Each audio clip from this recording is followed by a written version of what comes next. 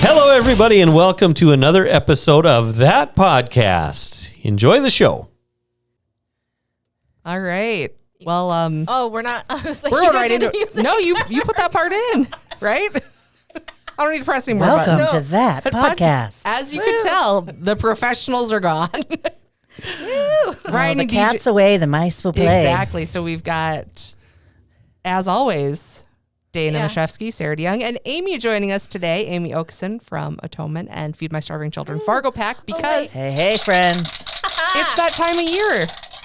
It's January. We're getting into the new year, which means we're getting into FargoPack. That's right. It's coming up.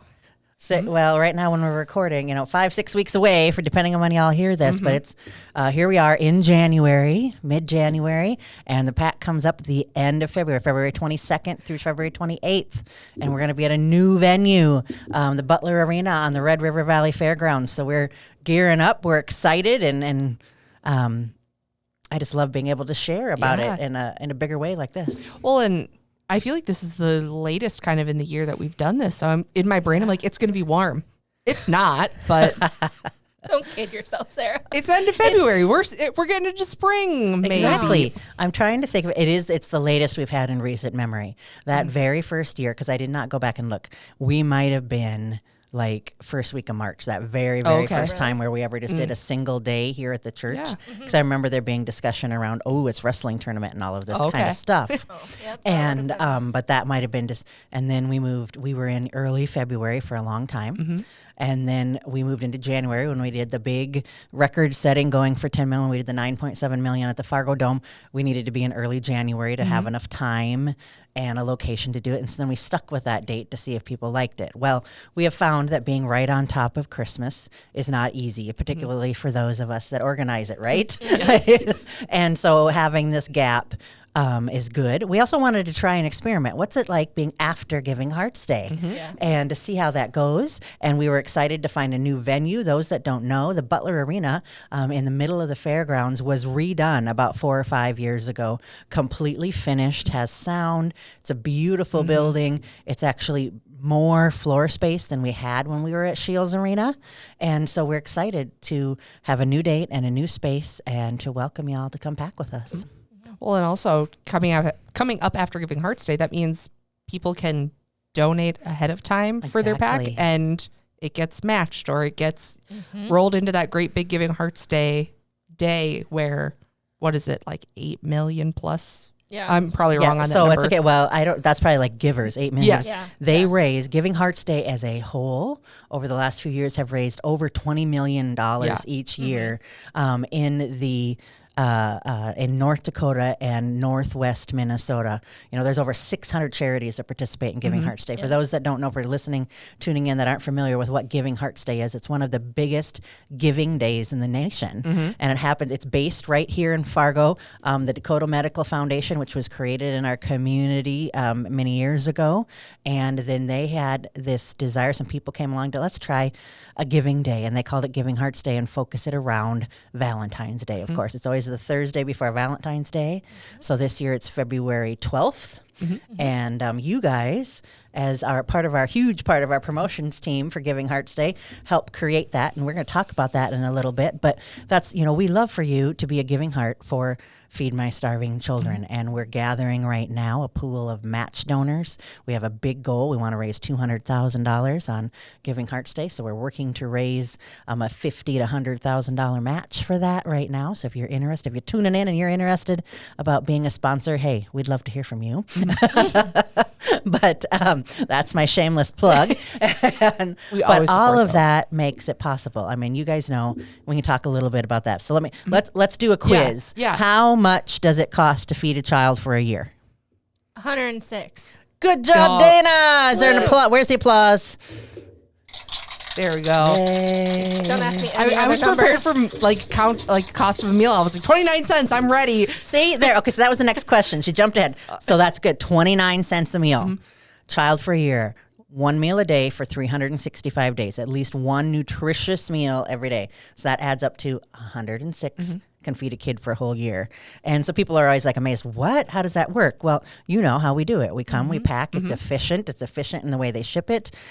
Feed my starving free children. labor. Yes. Well, and they give it away to their partners. The partners pay to ship it across the ocean. That's their buy-in. They have to pay to ship it. And it's mission organizations, non-governmental organizations that feed my starving children, vets. They check them out. Are they staying for the long haul with us? I think that's my favorite part of Feed My Starving Children as a whole is how they get meals is they know we are the experts on packing the meals, on getting them the nutritious, but we wouldn't be able to make nearly the impact as those partners who have the ground in those places and those partnerships with the communities there and the workforce there and all that type of stuff. So they send it where it needs to go. It's getting put into the hands of the people who know where to send it and where to have it do the most good. Exactly. Like our part is to pack it and to pray for it and to raise the money to pay for the groceries. You've heard Pastor DJ say this. We got to pay the grocery bill first. You don't get to get the groceries if you don't pay the bill. And then they are the experts. I love that you said that, Sarah. The experts on how to get it into the hands of the people that need it. And there's so many different ways that it's distributed. Maybe they're make it in a big pot and they serve it as school lunch. I mean, you've seen us, Sarah. Dayna, you were with us in the DR when we got to feed them. What was that experience like? That was cool. I feel like I was just telling this to someone. I think it might have been Pastor Mark. That's one of the things I remember about that trip is like going there that school that first day of like seeing her make it in the big pot. Like I have photos. I think it's you and Seth like stirring it, and then them all sitting in what is basically a lunchroom, and then their little plates of it, and just it was very cool to just be like, we make that, and then just to also try it and how like they like make it taste different. Yeah. That's what I was going to say is it's so cool to see just from pictures and things like that, the personality that each of these, because it goes all over the world. It goes, and it's not the most flavorful thing. Yeah, it's like terrible, when you but see us packing it, it's perfect that we pack it in the Midwest because it's a very just bland basic of right. your vitamins, your veggies, your soy, your rice. Yeah. It is very but beige. They can definitely make it fit with where they are and what, their palates. The key is that it has those vitamins in it that are critical for the development from 0 to 10, that it has that protein source of soy, dehydrated soy. It has rice, which is a universally acceptable carbohydrate, and then it has that vegetable mix. So this is acceptable no matter where you're sending it, what culture you're sending it into. It's shelf stable for over 2 years. It's amazing. And then, they use it. They like whatever they have access to where they are. Like when we are in the Dominican and in a lot of Central and South American, they might add some kind of beans or some kind of like flavorful liquid that for if they had a little bit of meat, they cooked meat on the side, and then they use that broth and with it they add their own spices. I've seen them add fruit in different places right off really cool. Whatever they have access to that maybe they can grow right there, they'll add in with it. And that's the thing is like, well, they add other things, but yet this is still the base that and that adding one thing is way less than having to make that whole thing from scratch. Exactly. They make and especially if you look at those photos, if you can find them somewhere, that like pot that she made like a huge thing of it. And we'll have to share that out on something. But I'm trying to think of what it pot. equates to, because it almost reminds me of the pictures that I've seen is like if you ever see people who make candy, like when you go to like touristy towns, things like that, those gigantic like copper pots. Yeah. Like one of those just full of Manapack. Yeah. Yep. Yes. And like you see, and some of them are bigger. CEO Emeritus Mark Correa from FMSC has he's with us for 25 years, has these amazing stories, and he talks about when he was in Africa, I think in Uganda, and there was a pot that he's like literally can stand in almost. And when they make it, and he said all these kids come from all around because they know it's a care point, and they get food once a day, and they come and they line up. And he's like, I'm looking at this pot, and I'm looking at all these kids, and I know how much they put in there, and I know the math. Yeah. And he's like, the math isn't mathin'.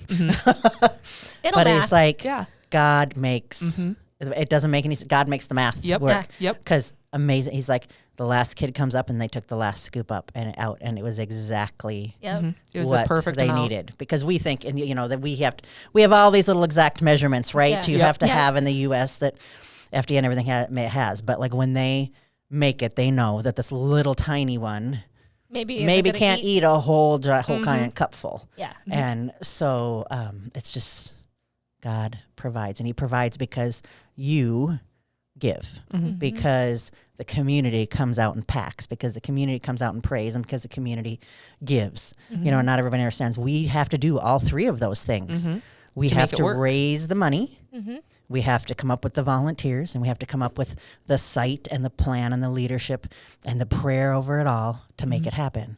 So people just think, oh, we want to come pack. What? You don't have, they don't always the community doesn't always understand, why can't we pack more? Why can't, why can't we welcome more volunteers? Yeah. We want nothing more than to welcome more volunteers. It's a money problem. And that's just and a space, and to some extent a space. Yeah. But we know we can pack fast in Fargo, and yes, because the spaces cost money, right? And but we now have this beautiful space that is working with us. That's affordable, that believes in the mission, but yes, it does cost money, and so we know that we have the capacity to pack more. And right now, registration's open at FargoPack.org. You can go on FMSC's website and search for Fargo on there and find the registration. It's open. It's almost full because right now we have spots open for 1.5 million meals. We want to be able to pack 2 million, but we got to raise some more money. Because again, you can only open up space. You got to do the math about this many volunteers will pack this many. We don't want to run out halfway through of ingredients. They're going to bring the ingredients from the Twin Cities for what we have money for, right? Like they can't just say, hey, we can't. It's the same as opening your fridge at home. Yes, exactly. You know, if you didn't go grocery shopping that day, you're not going to have the things in there to make your dinner that night. And the same thing for FargoPack up here is that's our fridge is the rice and the soy that they bring up for us to pack. Exactly. So we want nothing more than to pack the 2 million or more and to open some more volunteer spots, because that's a huge part of our mission, right? Feeding kids hungry in body and spirit. We've got all these school kids coming. We have other people, other churches, other businesses, other families that want to come. And if we raise more money, we can pack more meals. So you can help. 29 cents, $106. Maybe it's $5,000. Maybe it's $100,000. Maybe you want to be our Giving Hearts Day sponsor. All of that adds up. But I want to tell people, I'm like, there's no gift too big or too small. It's amazing. I mean, you guys have seen it. The little kids come in with their 25 cents or their quarters in those M&M tubes, and the joy on their face. You know, because they got to help feed a kid. It's just unbelievable. Well, and especially from my perspective of it, of getting to hear, especially from, you know, parents and guardians, and then also kids, when you say that it's 29 cents for that meal, that's it. Like, how much, if I were to go grocery shopping, it would, and that's just me. Yeah. I wouldn't even get close to 106 is maybe half of my grocery bill. Exactly. I know what I spend to feed teenagers. You know, teenagers in sports. Or even you're going to go to McDonald's quick for lunch. Oh my gosh. That's going to cost way more than my coffee. Cents. Like, I mean, I think I'm like, all right, if I were to just stop having coffee out, and how much would I put that in a bucket? Right? Or one time a week, we're not going to go out. We're going to not go out, or one time a month, you know, as a fam, we're going to stay home and cook at home, and we're going to put this money away every month and donate it. It's little things like that you can do. We have this, and it's just amazing to see. People don't think, the kids love to help. They love to hear the story. And when you hear the impact it makes and how very little can make a difference, we can get there. I know that we can reach these goals with individuals in our community giving. It shows on Giving Hearts Day. It's just, it doesn't all have to come from big, giant corporations and things. Like you, the individual, can make this happen. Well, and also, I don't know if people know this very often, but Fargo is certified as the best packers and the quickest packers in Feed My Starving Children history. That's right. We hold some records. Yes, from our record of 10 million or 10 year packing almost 10 million meals, record. And then also the fastest packers on the floor. Yeah, that's right. 2 million might sound like a lot, but it goes quick because I don't remember what did we do in a 2-hour shift. This is written down. I should look it up. All I know used to have that memorized, and I haven't said it in a while. The only thing that I remember is that because we all got a chance to be in this group packing, And we probably all, I will say, were the slowest in the mix and being lapped by 70-plus-year-old people. Yeah. Who also lapped like Marines who were the last holding members. Yeah. So Yes. There's an 8 David in and there Dorothy somewhere. Green, God bless them. Shout out to David and Dorothy Green, they're- these super Yeah. packers. And so it just goes to show you that's another. So it's fun, right? That's Yes. totally fun to set those records and to see how fast and to stack up a group and see how fast we can. And she's particular about who was allowed to do yes. what job. Everybody had their assigned spot, and you had to move. Yeah. And she also got particular, like, if you changed your job all of a sudden, it was like, no, you Go back to how No, you no. were doing this it. is what you do. no You talking, no come over Yeah. and distracting Amy or Dayna. They're working. Don't chit chatting. Don't chit Well, chat. it's fun. And she giggles and we talk about this. She knows we do this. I love yes. her. Yeah. But it's also it's so just fun for funny. us who, especially you, Amy, who do probably 75% of all the logistics and the planning that day, to actually just get to go and do the packing work of it. To do, and I love it when I get to pack. When it's like, and I always tell people too. I'm like, if you see me packing, if it's been a stressful day or something, and you see me packing, just leave me alone. Yep. Well, and you 'Cause always but find the that's- best groups to pack with. Like, Yeah. I love getting, for those who don't know, Dayna and I do a lot of the promotion side and the picture side and all that. So my favorite thing is always to see the little kid that's on the stool. And Yeah. there's always a group of, we've had people who celebrate their 5th birthday. It's the first time they get to pack and things like that. And you always seem to find the best tables like that to pack at, of grandmas to grandkids and to the full mix of everyone there. It's amazing. Well, and that's what's something I wanted to ask you. You guys have always do a lot behind the scenes with taking video and shooting pictures and being there and getting the stories.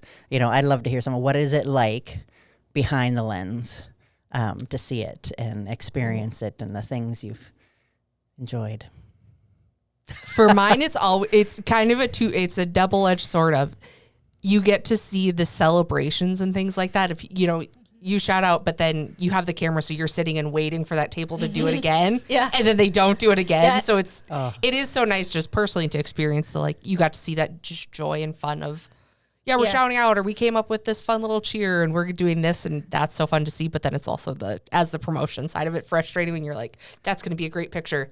They're not doing it again. Yeah. You So can't this is also my regenerate it personal again. plug of Yeah. if you're gonna pack, be cheer, be loud, be fun. That's what it's there to and do. do not and be do it. overwhelmed by seeing a camera in your face No. suddenly. Okay. Yep. Yeah. It's gonna happen regardless. Yep. I'm just gonna wait for you to look away from me. I think I just really like seeing all of it actually happening.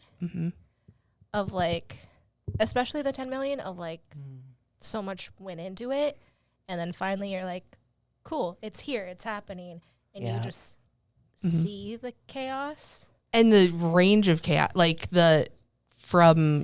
got school kids coming during the day and they're getting buses, and the teachers who just buy into it immediately. And it's I have to hand out hair nets. Okay, cool. Here we go. We're going to get this. And it's Wednesday night and or a Saturday morning and a church group is coming and you have all of those ages packing together. And it's just such a cool experience to see the mix of it all. Yeah. Yeah. Love that.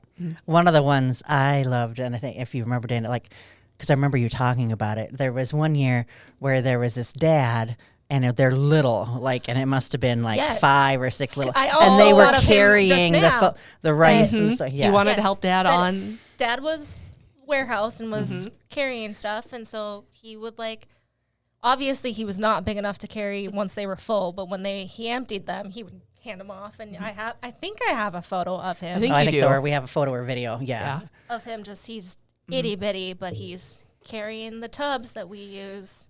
And he just through- the joy on his face. Oh yeah, and I want to say they came multiple years. I think that's also one of my favorites is, especially now that we've gone to being a bigger pack and so many times offered, is the people, especially that very first year that we were a big pack.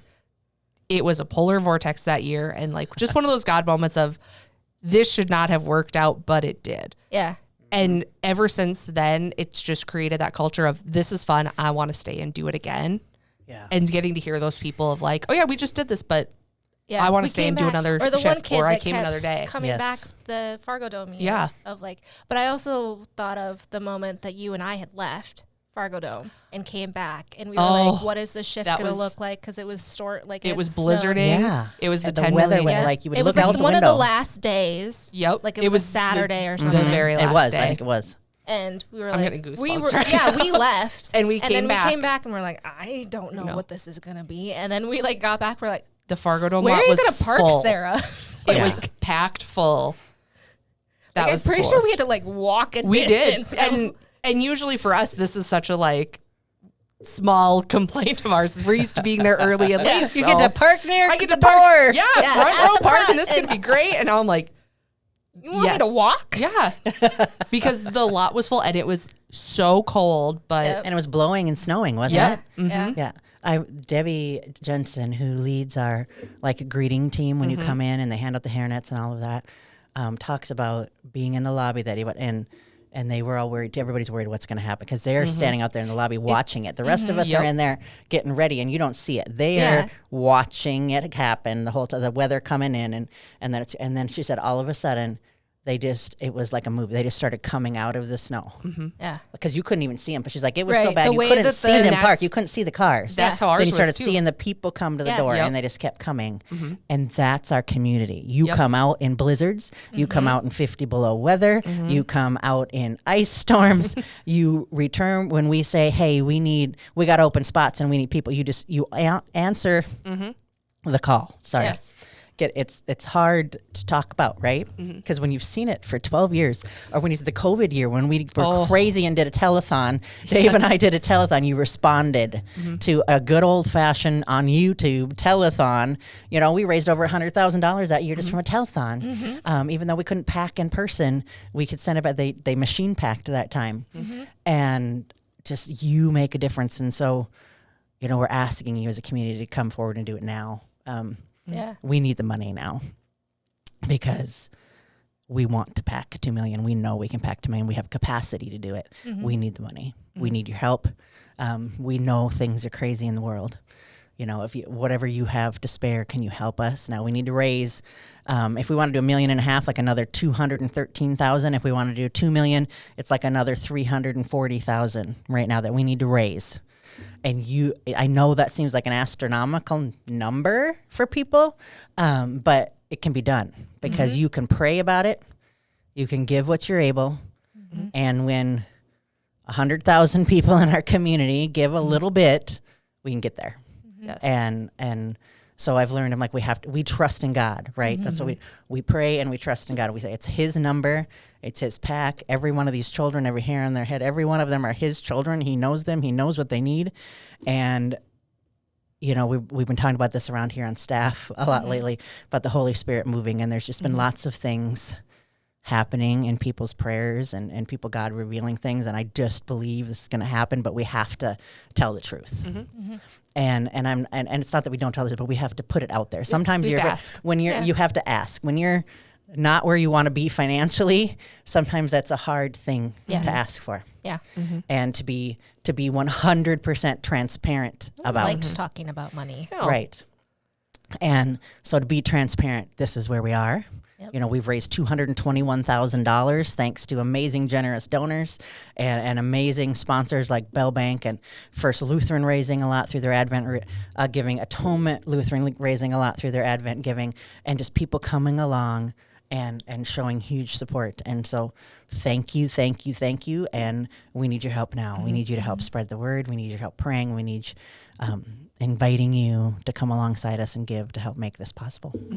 Well, and with that too, Amy, there's so many ways now that if you're giving and you're like, God, I just wish I could give more, look into your work, like look into if your employer matches gifts. Yeah. Talk to your friends about it, because we know those are the people who come out and pack, is those friend groups, those family groups, things like that. Say, hey, you know what? I'm going to pitch in $50 to the FargoPack this year. Do you want to do that with me? We can then make it 100, or we could make it 75, whatever it is that. Exactly. Same way that we Exactly. need to talk about our needs. Yeah. I want to empower you guys to go and talk about yours as well. Of if you're going to be doing it, let's do it. Let's do it. And yeah, don't let those matches go to waste. And some people, you know, there's employers in town that pay their people to go volunteer, or when you volunteer, you submit your volunteer hours, and then they make a donation to the nonprofit in your name. Don't let that go by. That paperwork is not as complicated as you think it is. Because your company wants to make these donations. They just need to, and you want to give. You think about the number of people from a company that give 2 hours. I mean, I know there's one company in town that pays $50 an hour when their people volunteer. We'll donate $50 an hour. And Don't leave that on the table. On shift, Amy? We can have 800 people per shift, or you can come be a greeter or a floor monitor and work 4 hours. Yeah, that's $200. And the thing is that like it goes a lot faster than you think. Like people, I think, get very overwhelmed by like especially our footage of looking at it. It's like it's not any of that because you will get so into a flow, and then you'll just like hear them be like, "All right, everybody's done," and you're like, "Wait, what? What? We're done? I want to pack more. I'm just getting going." I can do like another 10 boxes. Like it is absolutely not nearly as overwhelming. Those are also one of my favorite tables. Is the people who have found their flow and are going, and you can see at the end like we're this many away from a full box. Like maybe they just started a new box and they're still just going. Oh, you mean us? You mean us that break the rules? Yeah, and then we go, hey, just ignore us. Never mind us. We're just finishing our box. So don't look behind the curtain. But that we have, like you said, Amy, we have really great people who come and pack in Fargo, and we can take that energy to our prayers and our paying for this grocery bill, and I'm excited to see what it comes from this year. Thanks for joining us for that podcast. Don't forget, you can find all of our services online every Sunday morning at 9 a.m. for a tradition service or 10:30 a.m. for a modern service. You'll find them at atonement.live, atonementfargo.org, or on YouTube, where you can also find all of our library of content. So thank you again for joining us, and we'll see you next time on another riveting episode of That Podcast.